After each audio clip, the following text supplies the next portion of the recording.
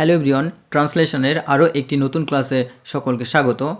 আজকে একটি ট্রান্সলেশনের নতুন ক্লাস শুরু করছি।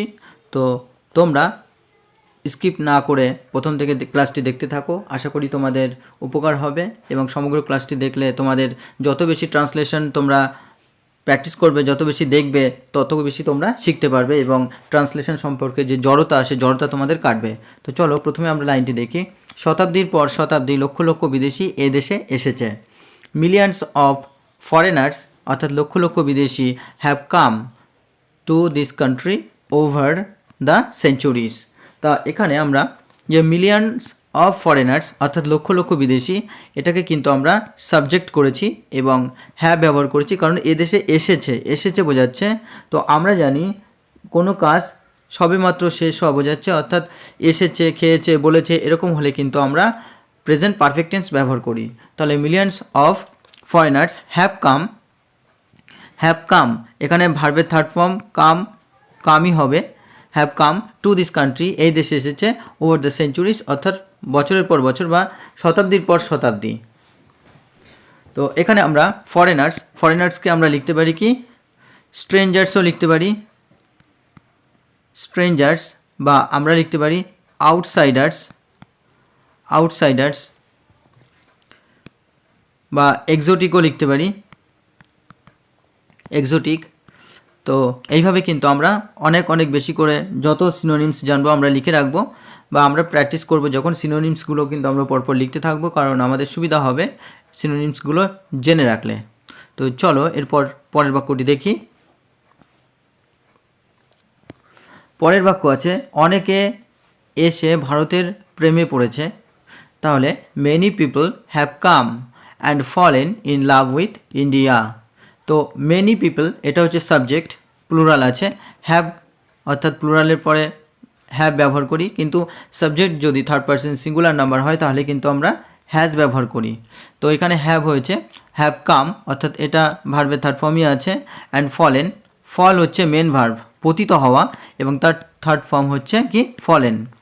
ইন লাভ অর্থাৎ ভালোবাসায় পড়েছে, উইথ ইন্ডিয়া ভারতবর্ষে বা ভারতের সাথে। চলো পরের বাক্যটি দেখি। অনেকে এখানে থেকে গেছে। তাহলে মেনি হ্যাভ স্টেড হেয়ার, অনেকে এখানে থেকে গেছে। স্টে মানে থাকা, তো স্টে মানে থাকা, আমরা এটাকে লিখতে পারি রিমেনও লিখতে পারতাম, রিমেন্ড থেকেছে, বা রিসাইডেড বলতে পারতাম, অথবা আমরা এটাকে লিভডও বলতে পারতাম, লিভড। তো আমরা এই সমস্ত সিনোনিমগুলো জেনে রাখবো, এই সমস্ত ওয়ার্ডগুলো আমরা জেনে রাখবো, আমাদের ওয়ার্ডপার বাড়বে। এবং মেনি এখানে কিন্তু প্লুরাল, তো হ্যাভ এই কারণে বসানো হয়েছে, আর হেয়ার বলতে এখানে কিন্তু ভারতবর্ষের কথা বোঝানো হয়েছে। চলো পরের বাক্য দেখি। গৃহী হয়েছে অর্থাৎ অনেকে গৃহী হয়েছে বা সন্ন্যাসী হয়েছে। তাহলে মেনি হ্যাভ বিকাম, তো একই রকমভাবে মেনি হ্যাভ ব্যবহার করা হয়েছে, এবং বিকাম অর্থাৎ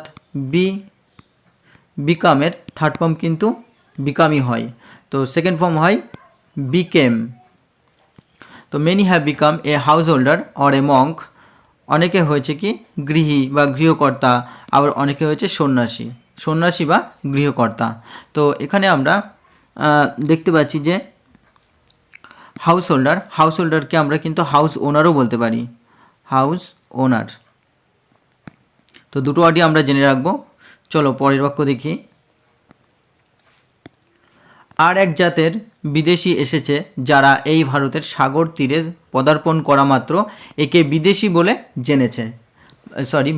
জেনেছে। তো অ্যানাদার কাইন্ড অফ ফরেনার অর্থাৎ আরেক ধরনের ফরেনার বা বিদেশি হ্যাজ অ্যারাইভড। তো এখানে হ্যাজ ব্যবহার করা হয়েছে কেন? কারণ এখানে সমগ্র জাতিকে একসাথে বোঝানো হয়েছে, তো অ্যাজ এ ইউনিট ব্যবহার করা হয়েছে বিদেশি জাতিকে, সেই কারণে কিন্তু এখানে হ্যাজ ব্যবহার করা হয়েছে। হ্যাজ অ্যারাইভড, অ্যারাইভ মানে পৌঁছানো, অ্যারাইভ হচ্ছে ভার্বের 1 নম্বর ফর্ম এবং অ্যারাইভড হচ্ছে ভার্বের থার্ড ফর্ম। তো আমরা এটাকে রিস্টও বলতে পারি, রিস্ট অর্থাৎ পৌঁছেছে। কোথায়?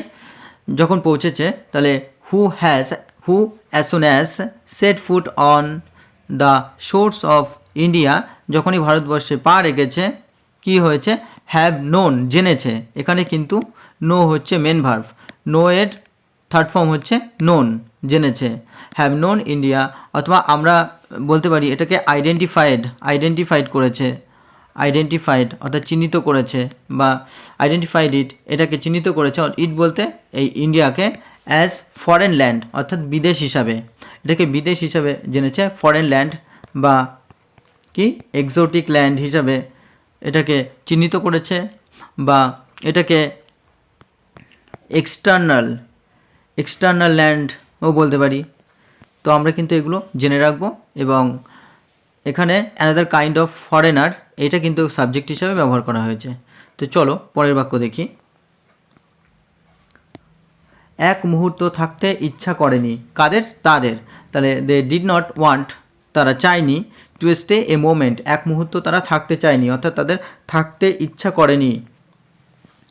তাহলে এখানে আমরা ডিড নট ব্যবহার করেছি কারণ এটা অতীতকালকেই বুঝিয়েছে, তারা থাকতে চায়নি অর্থাৎ অতীতকালের কোনো ঘটনাকে বোঝাচ্ছে, এই কারণে কিন্তু আমরা ডিড নট ব্যবহার করেছি। আর যেহেতু এখানে ডিড নট ব্যবহার করা হয়েছে, এখানে কিন্তু ভার্বের 1 নম্বর ফর্মই ব্যবহার করা হবে। আর টু স্টে অর্থাৎ থাকতে, তো আমরা জানি ইনফিনিটিভ যখন ব্যবহার করা হয় তখন ভার্বের 1 নম্বর ফর্মই ব্যবহার করা হয়। আর এ মোমেন্ট অর্থাৎ এক মুহূর্ত। তো চলো পরের বাক্যটি দেখি।